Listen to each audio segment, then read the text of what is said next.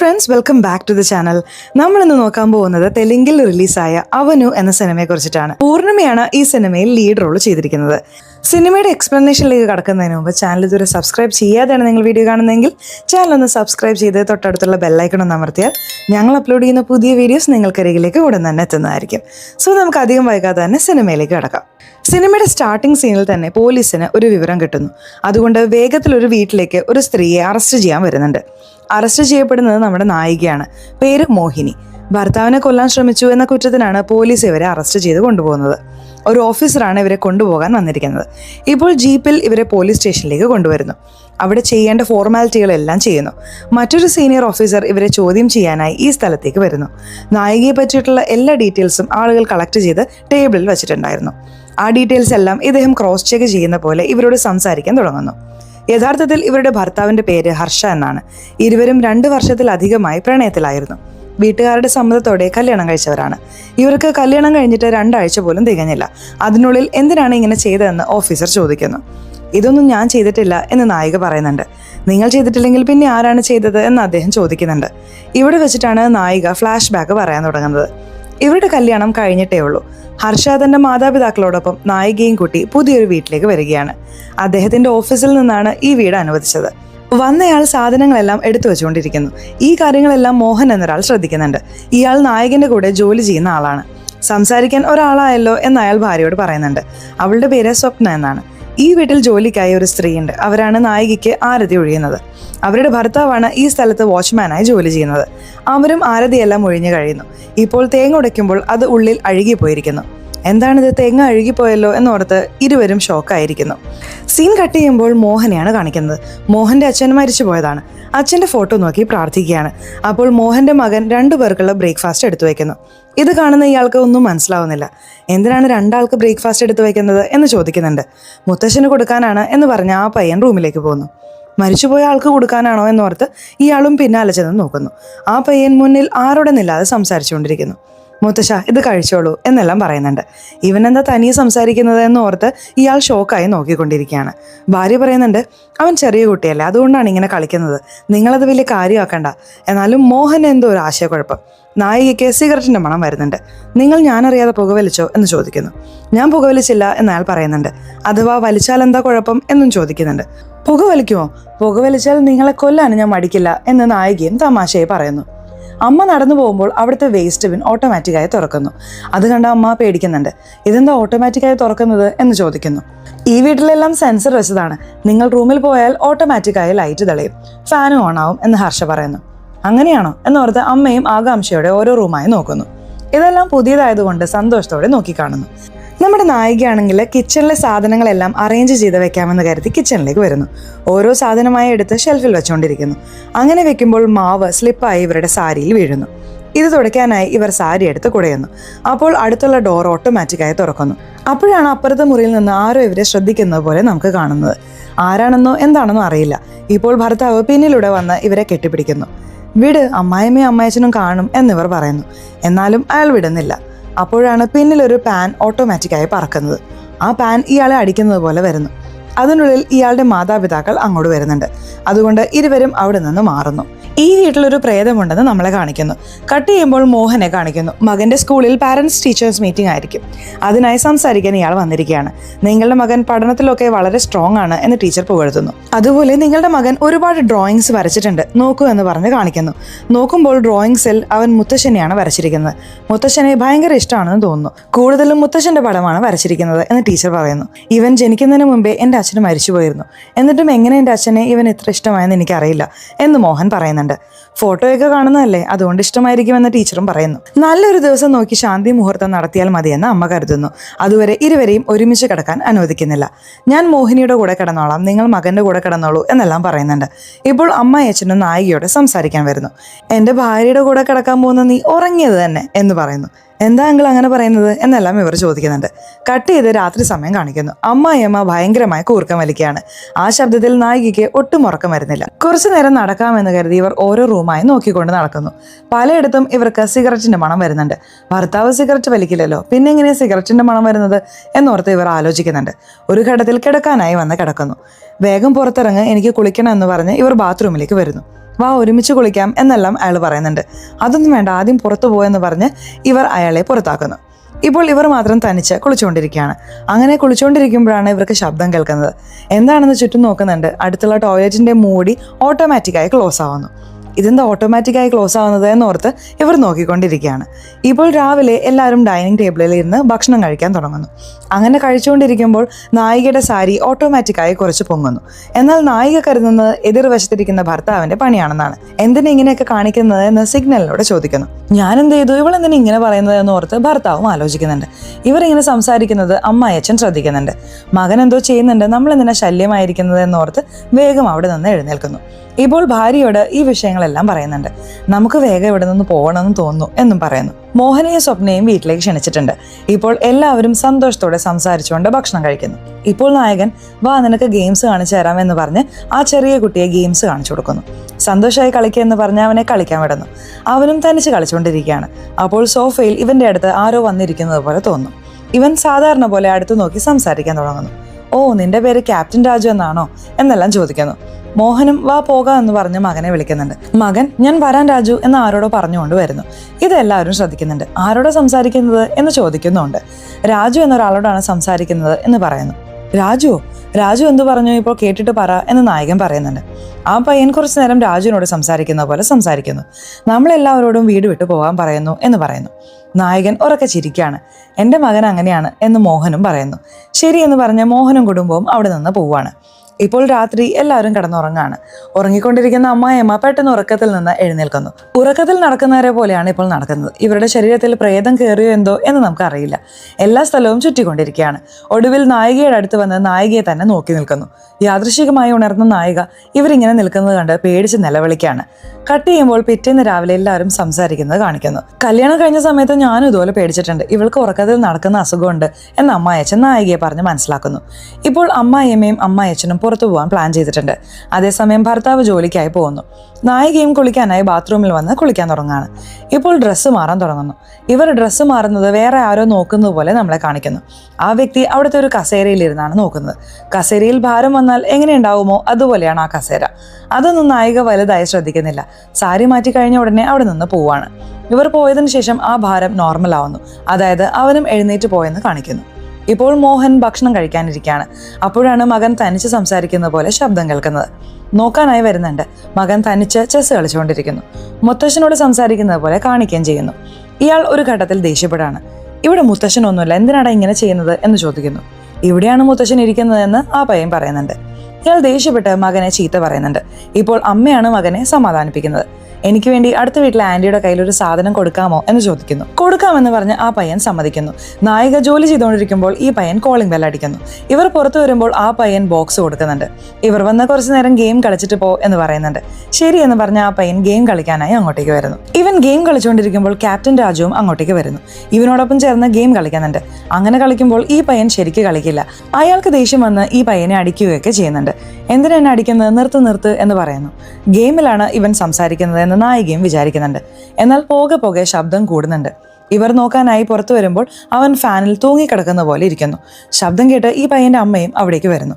ഇവൻ എങ്ങനെ ഫാനിൽ പോയി എന്നോർത്ത് ഇരുവരും ഷോക്കായി നോക്കുകയാണ്.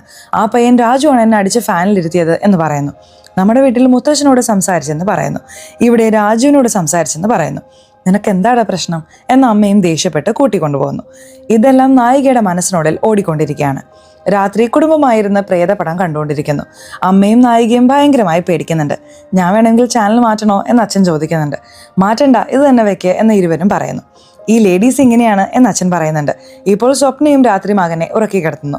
ഭർത്താവിനോട് നടന്ന കാര്യങ്ങൾ പറയുന്നുണ്ട്. ഫാനിന്റെ മുകളിലിരുന്നോ, അവിടെ എങ്ങനെ പോയി എന്നെല്ലാം ചോദിക്കുന്നു.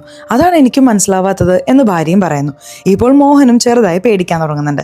അമ്മായിയമ്മയും നായികയോട് ചേർന്ന് കിടക്കുകയാണ്. ഇപ്പോൾ ആരൊരാൾ അമ്മായിയമ്മയെ ആ അറ്റത്തേക്ക് തള്ളി മാറ്റുന്നു. തിരികെ അമ്മായിയമ്മ പതിയെ ഉരുണ്ട് നായികയുടെ അടുത്തേക്ക് വരുന്നു. നായിക കെട്ടിപ്പിടിച്ചതുപോലെ കിടക്കുന്നു. പെട്ടെന്ന് ഏതോ ഒരു ശക്തി അമ്മായിയമ്മയെ പിടിച്ച് താഴേക്ക് തള്ളിയിടുന്നു. വീഴ്ചയിൽ അവർക്ക് പരിക്കേൽക്കുന്നുണ്ട്. ഇപ്പോൾ പിറ്റേന്ന് അമ്മായിയമ്മ പരിക്കേറ്റതിനെ പറ്റി എല്ലാവരോടും പറയുന്നുണ്ട്.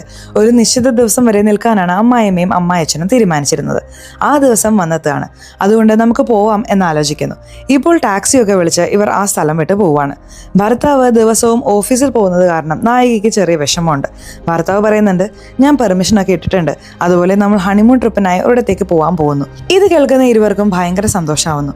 മോഹൻ മകനെ ഡോക്ടറുടെ അടുത്തേക്ക് കൂട്ടിക്കൊണ്ടുവരുന്നു. ഡോക്ടർ സ്കാനൊക്കെ ചെയ്ത് റിസൾട്ട് നോക്കുന്നുണ്ട്. ഇപ്പോൾ മകനോട് സംസാരിച്ച് അവനെ പുറത്തേക്ക് വിടുന്നു. അതിനുശേഷം ഇരുവരോടും സംസാരിക്കാൻ തുടങ്ങുന്നു. നായയും പൂച്ചയും എല്ലാം പ്രേതത്തെ കാണുമെന്ന് പറയില്ലേ, അതിനെക്കുറിച്ച് ഡോക്ടർ പറയാണ്. ഒരു പ്രത്യേക വയസ്സ് വരെ കുട്ടികളുടെ സെല്ലും അതുപോലെ തന്നെ ആകും. അതുകൊണ്ട് കുട്ടികൾക്കും കാണാനുള്ള സാധ്യതയുണ്ട് എന്ന് പറയുന്നു. അതായത് പ്രേതമുണ്ടെന്ന് പറയുന്നു. ഇത് കേൾക്കുന്ന മോഹൻ ഭയങ്കരമായി ദേഷ്യപ്പെടുകയാണ്. മകൻ പ്രേതമുണ്ടെന്ന് പറയുന്നതുകൊണ്ടാണ് നിങ്ങളുടെ അടുത്ത് കൊണ്ടുവന്നത്. നിങ്ങളാണെങ്കിൽ പ്രേതത്തെ കാണുമെന്ന് പറയുന്നു. ഇനി നിങ്ങളെ വിശ്വസിച്ചിട്ട് കാര്യമില്ല എന്ന് പറഞ്ഞ് പുറത്തു വരുന്നു. മകനോട് പറയുന്നു, ഇനി പ്രേതം പിശാച എന്നൊക്കെ പറഞ്ഞാൽ നിന്നെ വച്ചേക്കില്ല, ദേഷ്യപ്പെടാതെ ഞാൻ അവനെ പറഞ്ഞ് മനസ്സിലാക്കാം എന്ന് ഭാര്യയും പറയുന്നുണ്ട്. ഓഫീസിൽ പോകാൻ സമയമായി പോകൂ എന്ന് പറയുന്നു. ഇപ്പോൾ നമ്മുടെ നായകനെയാണ് കാണിക്കുന്നത്. നായകൻ ഓഫീസിലിരുന്ന് ഹണിമൂണിന് പോയി എന്തെല്ലാം ചെയ്യാമെന്ന് ഭാര്യയോട് സന്തോഷത്തോടെ സംസാരിക്കുന്നു. ഇങ്ങനെ സംസാരിച്ചുകൊണ്ടിരിക്കുമ്പോഴാണ് മോഹൻ അങ്ങോട്ടേക്ക് വരുന്നത്. ഹണിമൂണിന് പോവുകയാണല്ലേ, എല്ലാവരും പറഞ്ഞു ഓൾ ദി ബെസ്റ്റ് എന്നെല്ലാം പറഞ്ഞ് കൈ കൊടുക്കുന്നു. ഇപ്പോൾ നായകന്റെ ബോസ് നായകനെ വിളിച്ച് സംസാരിക്കുകയാണ്. നീ ഹണിമൂൺ പ്ലാൻ ക്യാൻസൽ ചെയ്യണം, ഒരു പ്രധാനപ്പെട്ട ജോലി വന്നിട്ടുണ്ട്, വേറെ ആരെങ്കിലും വെച്ച് ഇത് തീർക്കുക എന്ന് നായകൻ പറയുന്നുണ്ട്. ഇല്ലില്ല, നിന്നെ കൊണ്ടേ ഇത് തീർക്കാൻ പറ്റൂ, എനിക്ക് വേണ്ടി ഇത് ചെയ്യ്.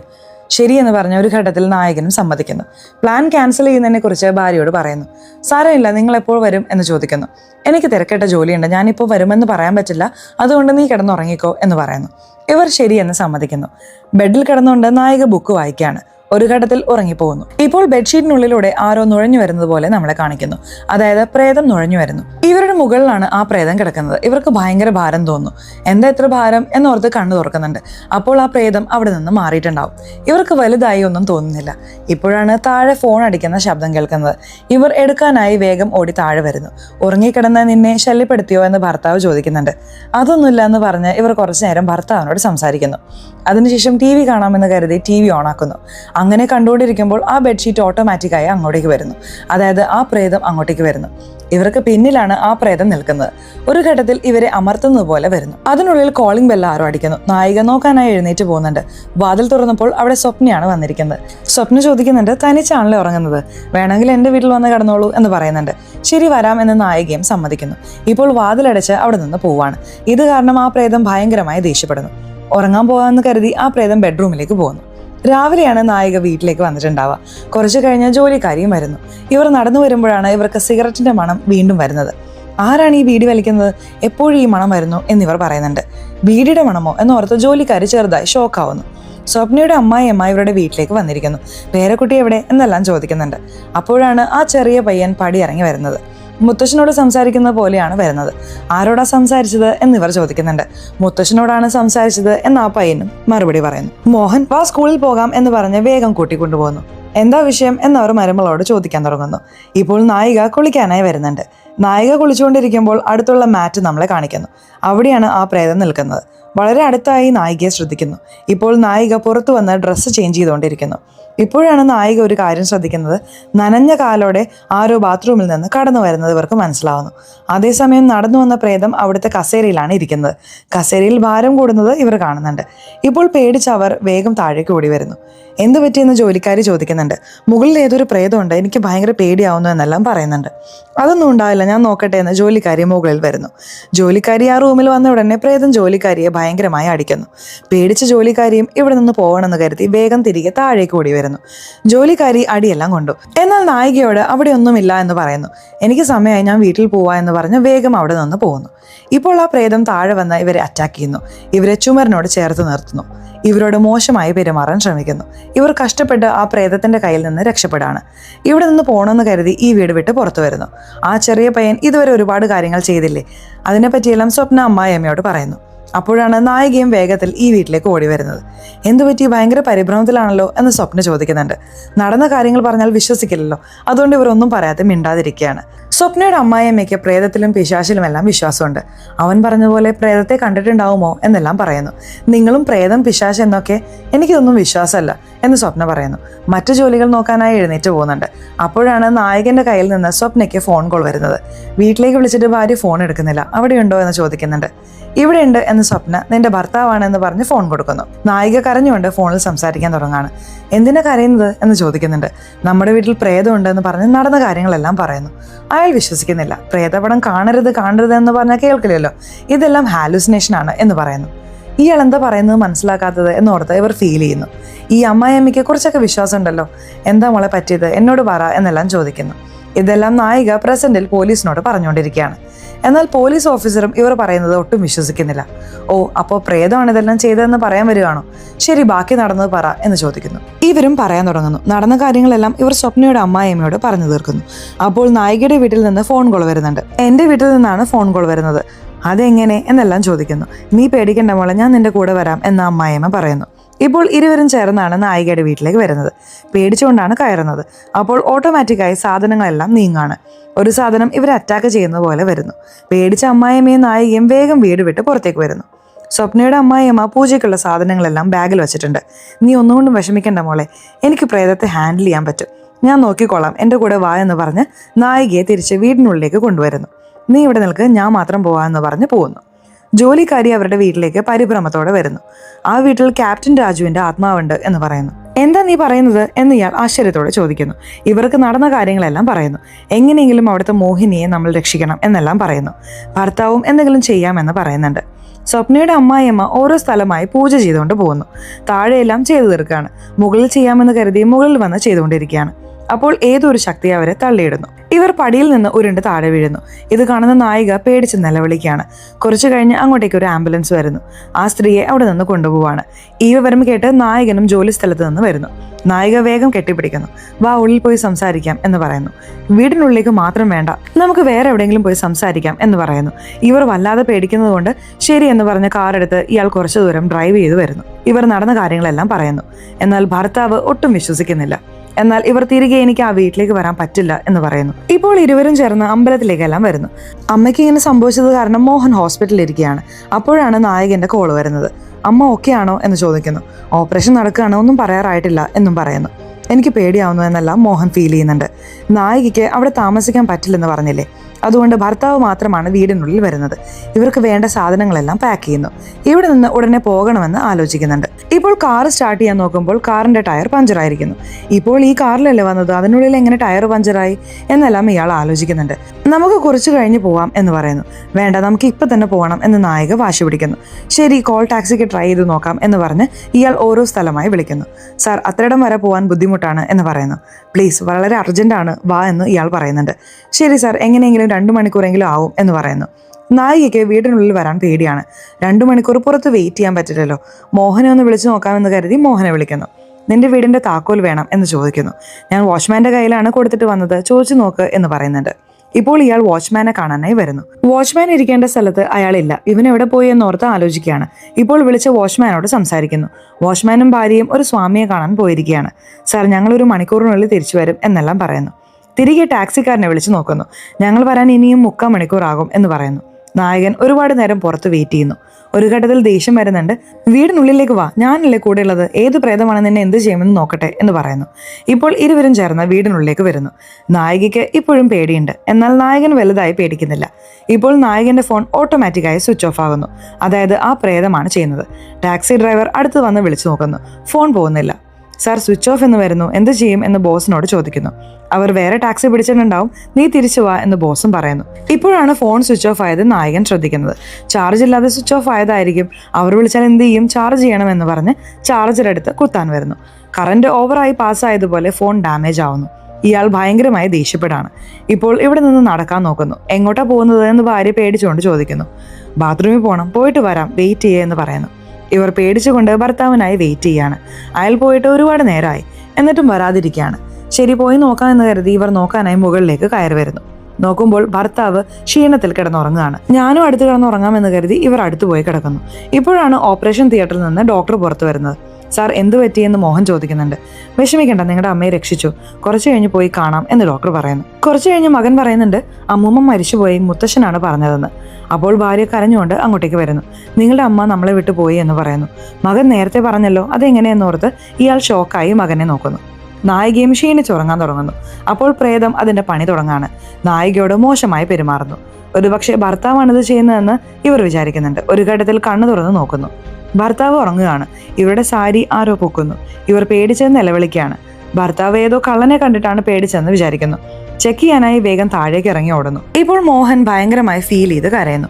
അപ്പോൾ മകൻ പറയുന്നുണ്ട്, മുത്തശ്ശന്റെ മരണത്തിന് നിങ്ങളാണ് കാരണമെന്ന് നിങ്ങൾ ഫീൽ ചെയ്യുന്നുണ്ട്, എന്നാൽ അത് നിങ്ങൾ കാരണമല്ലെന്ന് മുത്തശ്ശൻ പറയാൻ പറഞ്ഞു.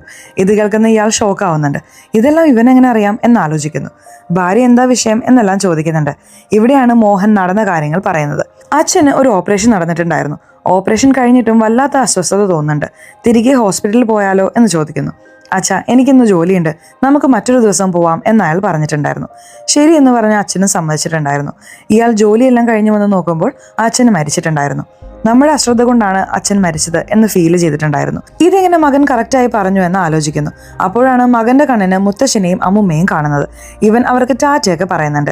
അവർ അവിടെ നിന്ന് മറഞ്ഞു പോകുന്നുണ്ട്. മകൻ പറയുന്നത് ഇതുവരെ മോഹൻ വിശ്വസിക്കാതിരിക്കുകയായിരുന്നു, എന്നാൽ ഇനി മുതൽ വിശ്വസിക്കാമെന്ന് പറഞ്ഞ് മകനെ കെട്ടിപ്പിടിക്കുന്നു. കട്ട് ചെയ്യുമ്പോൾ നമ്മുടെ നായകനെ കാണിക്കുന്നു. ആരെങ്കിലും വന്നിട്ടുണ്ടോ എന്ന് തിരയുന്നു. ഇപ്പോൾ നായകന്റെ ശരീരത്തിൽ പ്രേതം കയറുന്നു. നായകൻ കുറച്ച് വിചിത്രമായി പെരുമാറുന്നു. ഇപ്പോൾ ഒരു മരക്കഷ്ണം എടുക്കുന്നു. അത് വെച്ച് ആരും ഉള്ളിൽ വരാത്ത രീതിയിൽ വാതിൽ ലോക്ക് ചെയ്യുന്നു. ഇപ്പോഴാണ് ആ പയ്യൻ മറ്റൊരു കാര്യം പറയാനുണ്ടെന്ന് പറയുന്നത്. അടുത്ത വീട്ടിൽ ക്യാപ്റ്റൻ രാജു എന്നൊരു ആത്മാവുണ്ട്. അത് വളരെ മോശം ആത്മാവാണ്. അതുകൊണ്ട് അവർക്ക് ആപത്ത് വരാൻ സാധ്യതയുണ്ടെന്ന് മുത്തശ്ശൻ പറഞ്ഞു എന്ന് പറയുന്നു. എങ്ങനെയെങ്കിലും അവരെ രക്ഷിക്കണമെന്ന് മോഹൻ ആലോചിക്കുന്നു. വേഗം അവിടെ നിന്ന് പോകാൻ തുടങ്ങാണ്. ഇവർ വീണ്ടും വീണ്ടും ഭർത്താവിനെ വിളിച്ചുകൊണ്ടിരിക്കുന്നു. ഭർത്താവിന്റെ ശരീരത്തിൽ പ്രേതം കയറിയല്ലോ.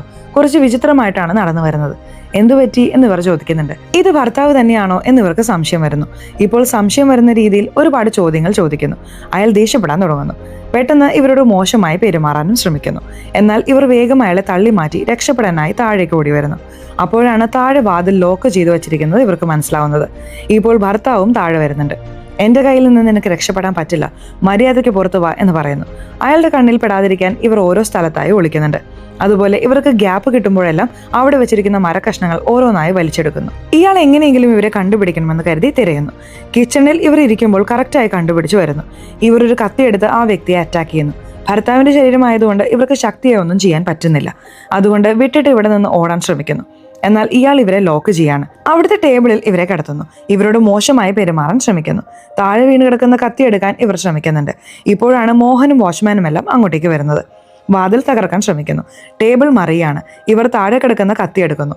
ആ കത്തി കയ്യിൽ കിട്ടിയ ഉടനെ ഇയാളുടെ മുതുകിൽ കത്തി കൊണ്ട് കയറ്റിയിരിക്കുന്നു. അപ്പോഴാണ് വാതിൽ തകർത്ത് മോഹൻ വേഗം ഉള്ളിലേക്ക് ഓടി വരുന്നത്. ഇവർ 2-3 കുത്ത് കുത്തിയിട്ടുണ്ടാവും. എന്നാൽ മോഹൻ അവിടെ വന്ന് തടയുന്നു. അതിനുശേഷമാണ് പോലീസിന് വിവരം കിട്ടുന്നതും ഇവരെ അറസ്റ്റ് ചെയ്യുന്നതും. ഇതെല്ലാം കേട്ടുകൊണ്ടിരിക്കുന്ന സീനിയർ ഓഫീസർ, ഇതെല്ലാം ഞാൻ വിശ്വസിക്കുമെന്ന് കരുതുന്നുണ്ടോ എന്ന് കളിയാക്കിക്കൊണ്ട് ചോദിക്കുന്നു. അപ്പോഴാണ് മറ്റൊരു ഓഫീസർ ഇയാളെ വിളിച്ച് സംസാരിക്കുന്നത്. ആ ഓഫീസർ വാച്ച്മാനെയാണ് ചോദ്യം ചെയ്തിരുന്നത്.